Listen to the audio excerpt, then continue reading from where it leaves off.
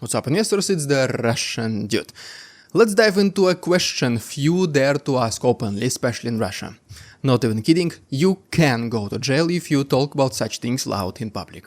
So, what happens when a personalist dictator outlives his prime? Age comes for everyone, even for strongmen who believe they can have the best doctors in the world and extend their lives to beyond imaginable years and bend history to their will. Just because they still exercise, eat superfood, perform extremely expensive and rare medical procedures, or enjoy the best healthcare possible, it does not make them immune to biology.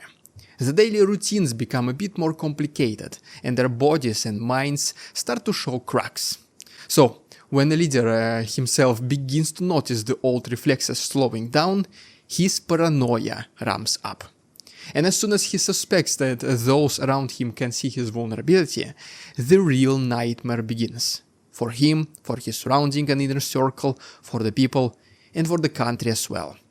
The closest example was the death of Joseph Stalin, when in his last months he became completely unrecognizable from what he used to be. Putin puts him on a pedestal of flawless state craftsmanship and tries to follow him in every way possible. Their mindsets are very alike, and studying the history of Stalin allows us to see into the future of Putin. So today, let's explore how Russia under Vladimir Putin's fading leadership is most likely inching towards the very same scenario. Age does not discriminate. One day, the hair grays, the back arcs, and the mind cannot piece everything together as swiftly. For a dictator, these changes feel like an earthquake. Every birthday is a bitter reminder that his time is running out. They are in their best positions of their lives, assuming nothing collapses. The unlimited power, money, and the ability to reshape the world and constantly make the headlines. So no wonder they want to extend their lives to beyond human numbers, and that's why they feel terrified that despite all their efforts, the nature still prevails. Dictators are so used to controlling everyone and everything that sometimes they forget that time is beyond anyone's alteration.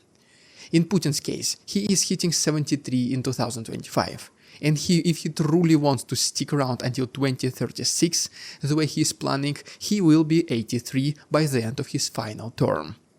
That might sound far off in the abstract, but just look back 11 years. That's how long ago the Ukraine's revolution, Maidan, and the Russian annexation of Crimea happened. Feels like yesterday now, right? Another 11 years and we are in 2036. If you buy a new car right now, it will be still fine shape by then. If you just remodeled your home, the wiring and plumbing will hold up for another decade. The point is, a Putinless Russia is not some sort of science fiction. It is coming, whether he wants it or not. The day he is gone is on a direct collision course with the present, and both current elites and ordinary citizens know it. People are more hopeful in this case.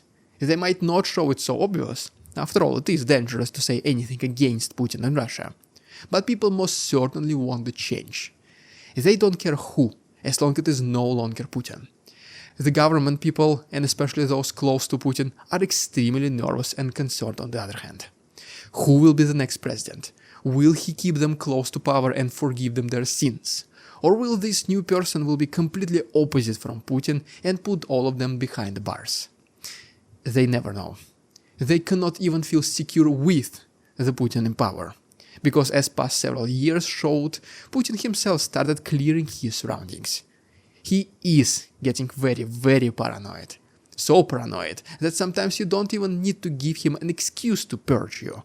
It might be his bad dream or bad feeling, and just like that, you are out of the window. We'll talk a little bit more about the ongoing purge in one of our next chapters. But so yeah, the upper ranks of Russia's political stage are also marching toward advancing age. Putin and his close circle are now pushing past 70, while the ones handling daily tasks like Prime Minister Mikhail Mishustin are in their late 50s or early 60s. That puts them in a very tough place. They know they will outlive Putin, but the clock is ticking on their own ambitions. Mishustin might be the youngest at the table, yet by 2036 he'll be turning 70 himself. That's hardly a showstopper for regular politics, but in a succession battle, it is a big obstacle. If these second-tier officials just keep waiting around, the next wave of younger, hungrier apparatchiks will come. So, the question that they all have right now is the following. Will they let Putin push towards his final years? Or is there an opportunity where they make a move, hoping to secure the top seat before the lead inevitably passes to a new generation? That is the dilemma. Be more ambitious now and risk losing everything because of Putin's paranoia. Or wait, do nothing, and hope everything remains at least not worse than it is right now. It's like basically selecting between bad and worse. As the Kremlin's big boss edges further into old age, a deep distrust spreads like fire. He already took care of opposition figures, activists and journalists, arrested them, forcing them out of the country, assigned them as foreign agents, or worse. And now his biggest danger emerges from the very people who stand next to him in official photos. They are the ones controlling budgets, commanding armies, and handling intelligence. The regime has always had a pretty good understanding. If you are high enough in the hierarchy, you are safe from the worst repressions. Sure, they will take down small regional governors and deputy ministers regularly, but not the true big shots. Even if your department faces a scandal, you might get pushed aside to a symbolic position, but still remain free. Think about Shoigu, for example. How many of his subordinates got arrested and incarcerated since the beginning of invasion? Most of them got into prison for treason. And surely Shoigu should have known at least about some of their doings, but most likely he was even a part of them.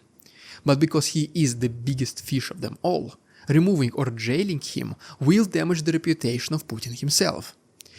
How did he allow such a person to lead his army for such a long time, people will ask. Putin surely lacks the necessary skills to choose the right people, the outsiders will think. But Timur Romanov, for example, well, he directly reported to Shoigu, not to Putin. So it is on Shoigu that he had such a person under his command. Putin gets clean out of this mess. However, all personalist dictators reach a moment where they start suspecting even their most loyal soldiers, who they think might be sharpening knives behind the scenes. Age fuels this anxiety. This man cannot micromanage everything anymore. He is too busy obsessing over grand historical narratives, the talks that Ukraine is not a real country, or new superweapons, Oreshnik, and in order to maintain this iron grip. He focuses on motherhood programs and ballistic missile fantasies, while local power blocks fight over resources. I immediately have this picture in the front of my eyes, where a dog is sitting in a room of fire and says, "Everything is fine."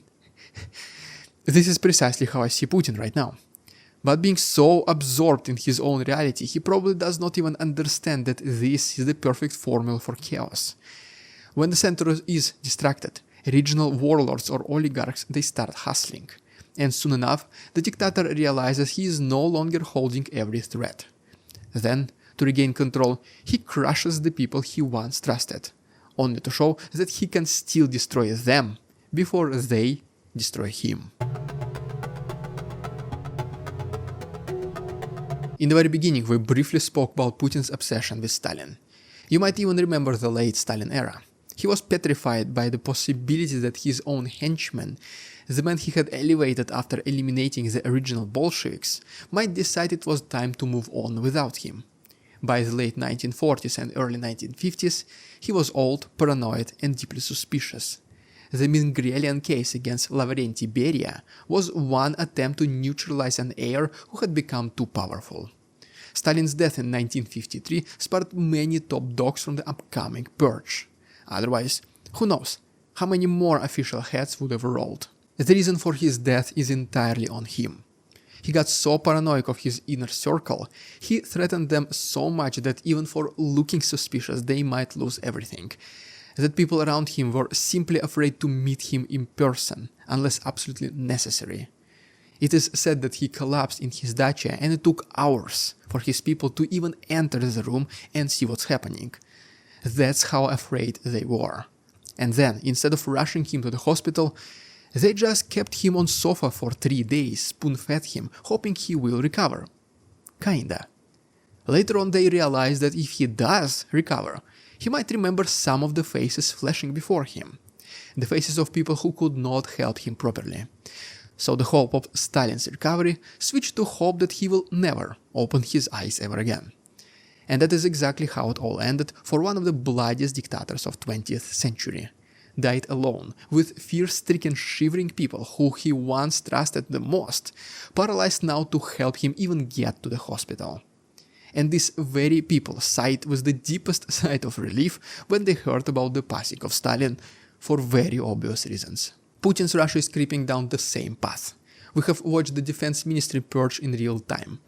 High-ranking officers are arrested for running corrupt schemes, as though an entire criminal empire was embedded in the military leadership. Yet, men like Sergei Shoigu are simply reassigned or sidestepped, leaving the chain of command half decimated but not beheaded at the top.